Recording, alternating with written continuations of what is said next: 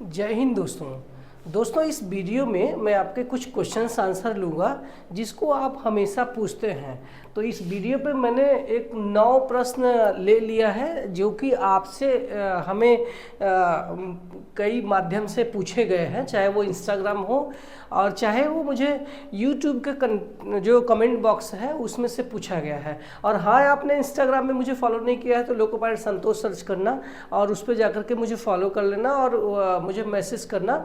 और मैं कोशिश ये करता हूँ कि कुछ जो इम्पोर्टेंट मैसेज है उसको रिप्लाई करने का मैं पूरा कोशिश करता हूँ।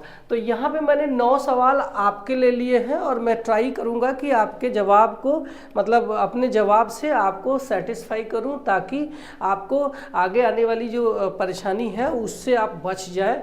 तो पहला सवाल ये है कि मैंने एएलपी और टेक्नीशियन के लिए जो खाता बनाया था उसी खाते से मुझे आरपीएफ का फॉर्म भरना पड़ेगा या फिर अलग से खाता बनाना पड़ेगा।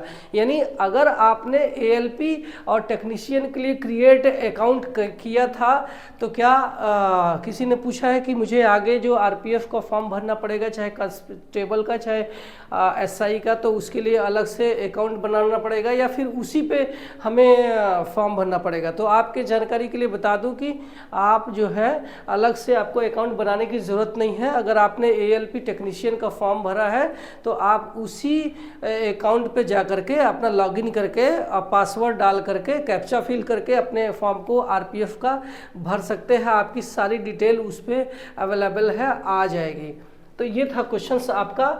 दूसरा सवाल ये है कि आरपीएफ के लिए फॉर्म में गलती को सुधारने का मौका कब से मिलेगा। यानी किसी ने पूछा है कि मैंने आरपीएफ के फॉर्म में कुछ गलतियां करी है जो भरते समय, तो उसको मॉडिफाई करने का मुझे चांस कब मिलेगा। तो आपकी जानकारी के लिए बता दूं कि आरपीएफ का जो मॉडिफिकेशन विंडो है ये इसकी जो लास्ट डेट है 14 मई 2024 है। तो इसकी लास्ट डेट के बाद यानी 15 मई से इसकी विंडो खुल जाएगी जिसमें आप मॉडिफाई कर पाएंगे। अगर आपने कुछ गलती किया है तो इसके 250 रुपये चार्ज दे करके आप अपने फॉर्म में मॉडिफिकेशन कर सकते हैं और ये मॉडिफिकेशन आप 24 मई 2024 तक कर सकते हैं।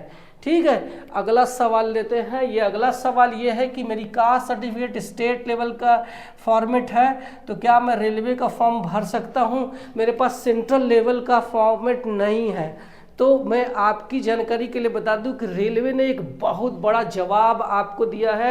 इस जवाब को मैं यहाँ पे लगा देता हूँ, आप इसको पॉज करो, जूम करो, देख सकते हो। क्वेश्चन नंबर 34 यानी कि रेलवे आपके सवालों का भी जवाब देती है, उसको फ्रिक्वेंटली आस्क्ड क्वेश्चंस कहते हैं, जिसको रेलवे वेबसाइट पे भी डालती है। आप अगर उसे पढ़ेंगे तो आपके क्वेश्चंस के भी आंसर मिल जाएंगे। तो रेलवे ने बताया है कि यस आप भर सकते हो, बशर्ते आपकी जो कास्ट सर्टिफिकेट है उस कास्ट को स्टेट में भी वही कास्ट मान्यता दी जानी चाहिए जो सेंट्रल में भी मान्यता दी जानी चाहिए। यानी कि कुछ ऐसे कास्ट हैं जो कि स्टेट में तो अगर वो उत्तर प्रदेश में मान लो अगर वो ओबीसी में आती है तो वही अगर वो सेंट्रल लेवल में है तो वो दूसरे राज्य में वो ओबीसी में नहीं आती है, वो जनरल में आती है। इसी तरीके से कुछ ऐसे कास्ट है जो वहाँ पे अगर किसी राज्य में एसटी में आती है तो दूसरे राज्य में वो ओबीसी में आती है। तो आपकी जो कास्ट है वो स्टेट में भी वही होनी चाहिए और सेंट्रल लेवल में भी वही होनी चाहिए। तो आपका जो स्टेट लेवल का कास्ट सर्टिफिकेट है वो चल जाएगा। तो ये बहुत बड़ा रेलवे ने राहत दिया है ये जवाब दे करके। अगला सवाल लेते हैं। अगला सवाल ये है कि मैं एएलपी और टेक्नीशियन के लिए जो कास्ट सर्टिफिकेट बनाया था सेंट्रल लेवल का, क्या मैं आगे आने वाली वैकेंसी में उसी कास्ट सर्टिफिकेट से फॉर्म भर सकता हूं। तो यस, अगर आपने कास्ट सर्टिफिकेट बनाया है तो उसी कास्ट सर्टिफिकेट से अगर आपने एएलपी टेक्नीशियन का फॉर्म भरा है तो आरपीएफ के लिए भी अप्लाई कर सकते हैं। आने वाली जितनी भी 2024 में है उससे आप अपने फॉर्म को भर सकते हैं। सिर्फ ध्यान ये रखना है कि ओबीसी का कास्ट सर्टिफिकेट यानी एनसीएल, जब हम ओबीसी की बात करते हैं तो नॉन क्रीमी लेयर की बात करते हैं। तो ओबीसी का जो कास्ट सर्टिफिकेट है वो 1 साल पुराना से ज़्यादा नहीं होना चाहिए। एससी एसटी के कास्ट सर्टिफिकेट में कोई बॉन्ड नहीं है, आप सर्टिफिकेट चाहे जितना भी पुराना हो सकता है चल जाएगा।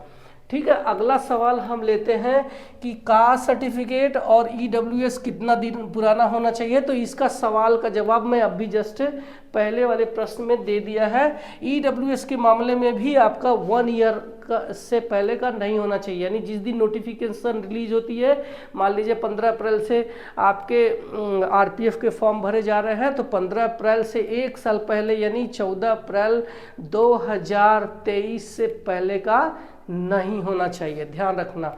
तो ये था हमारा कास्ट सर्टिफिकेट और ईडब्ल्यूएस का वैलिडिटी। अब आते हैं अगले सवाल पे। मेरे सर्टिफिकेट पर पास का महीना और वर्ष दिया है, यानी कि उसमें दिनांक नहीं दिया है, यानी इन्होंने ये पूछा है कि मेरा जो सर्टिफिकेट है उस सर्टिफिकेट पर जो पास का दिया है डेट, उसमें सिर्फ महीना और वर्ष दिया है, उसमें डेट नहीं दिया है, तो मैं पासिंग डेट क्या लिखूं? तो आपकी जानकारी के लिए बता दूं कि आपका जो पासिंग डेट है उस महीने के अंतिम दिन मतलब रहेगा। मान लीजिए कि आपका जो लिखा है अप्रैल 2022 लिखा है सर्टिफिकेट पे, तो आपका जो पास का जो दिनांक लिखना 30 अप्रैल 2022, यानी 30/04/2022 ये पासिंग जो है दिनांक आप अपने फॉर्म में भरते समय इसको लिख सकते हैं। चलते हैं अपने अगले सवाल पे। तो ये सवाल है कि फॉर्म भरते समय किन किन डॉक्यूमेंट्स को कंप्यूटर में अपलोड करने की ज़रूरत है। सवाल किसी ने मेरे से पूछा है, लेकिन आंसर बहुत सारे लोगों को फ़ायदा पहुंचा सकता है। तो आपका जो जब भी आप रेलवे का फॉर्म भरते हैं तो आपको सिर्फ 3 डॉक्यूमेंट्स ज़रूरत होती है जो कि अपलोड करने की है। पहला है आपका फ़ोटोग्राफ, जो कि 30 से 70 KB के बीच में होना चाहिए, ब्लू बैकग्राउंड होनी चाहिए या फिर लाइट बैकग्राउंड होना चाहिए। आपका सिग्नेचर हिंदी या इंग्लिश में होना चाहिए, बट बशर्ते आपका इंग्लिश में है तो कैपिटल लेटर में नहीं होना चाहिए। आप आपका नाम लिखेंगे तो भी उस पर चल जाएगा, ठीक है। तो ये था हमारा डॉक्यूमेंट्स अपलोड का। तो क्या क्या हो गया? फ़ोटो हो गया, आपका साइन हो गया, ये अपलोड होते हैं। उसके बाद एक आपका कास्ट सर्टिफिकेट अपलोड होता है, वो है SC/ST का कास्ट सर्टिफिकेट। वो भी इसलिए कि आपको फ्री ट्रेवल यात्रा चाहिए, नहीं तो उस फॉर्म में भरते समय सिर्फ आपको डॉक्यूमेंट्स के नंबर ही ज़रूरत होती है, जहाँ पे हमें डॉक्यूमेंट्स का नंबर अप्लाई करके डाल देना होता है। तो ये हो गया कौन कौन से अपलोड करने की ज़रूरत है। अब हम अगले सवाल पे आते हैं कि आरपीएफ के कांस्टेबल को भरते समय उसमें सिर्फ 10वीं तक का क्वालिफिकेशन यानी योग्यता दिखा रहा है, मैं हायर एजुकेशन को कैसे उसमें दिखाऊं? तो आपकी जानकारी के लिए बता दूं कि जो आरपीएफ कांस्टेबल का जो क्वालिफिकेशन है, मिनिमम क्वालिफिकेशन 10वीं है, तो वो सिर्फ 10वीं तक का ले रहा है। बाकी आपको डॉक्यूमेंट्स या हायर एजुकेशन दिखाने की ज़रूरत नहीं है। अगला सवाल हम ये लेते हैं कि ये है कि मुझे फ्री ट्रैवल यात्रा कैसे मिलेगा। तो मैं आपको बता दूं कि फ्री ट्रैवल यात्रा सिर्फ और सिर्फ SC/ST कैंडिडेट को मिलता है। वो भी जब फॉर्म में भरते समय आपको उसमें एक ऑप्शन आएगा कि क्या आप फ्री ट्रैवल यात्रा लेना चाहते हैं, यस और नो। तो आपको उसमें यस करना पड़ेगा। जैसे ही आप यस कर देंगे तो आपको जब भी आप एडमिट कार्ड डाउनलोड करेंगे एग्ज़ाम हॉल में जाने के लिए, जो भी एग्ज़ाम सेंटर पे जाने के लिए कंप्यूटर से आपका ई-कॉल लेटर डाउनलोड करेंगे, तो आपके होम स्टेशन यानी नियरेस्ट रेलवे स्टेशन से जहाँ भी एग्ज़ाम सेंटर है उस सिटी तक का जो भी रेलवे स्टेशन होगा वहाँ तक का आपको फ्री पास मिलेगा। और वो फ्री पास सिर्फ 2nd क्लास स्लीपर का होगा। आपको उसको रिजर्वेशन ऑफिस में जाना होगा, अपना आइडेंटिटी कार्ड, चाहे आधार कार्ड, चाहे जो भी आइडेंटिटी कार्ड, साथ में ओरिजिनल कास्ट सर्टिफिकेट आपको ले जा करके वहाँ दिखाना होगा। उसके बाद आप रिजर्वेशन फॉर्म भर के आप इस यात्रा को ले पाएंगे। और ये सिर्फ और सिर्फ SC/ST कैंडिडेट के लिए है। तो ये हमारा एक वीडियो है जो कि सिर्फ और सिर्फ प्रश्न और उत्तर पर है, जिससे कि बहुत सारे लोगों के डाउट जो है क्लियर हो गए होंगे। पहली बार मेरे चैनल पे आए हैं तो सब्सक्राइब कर लेना। Bye bye.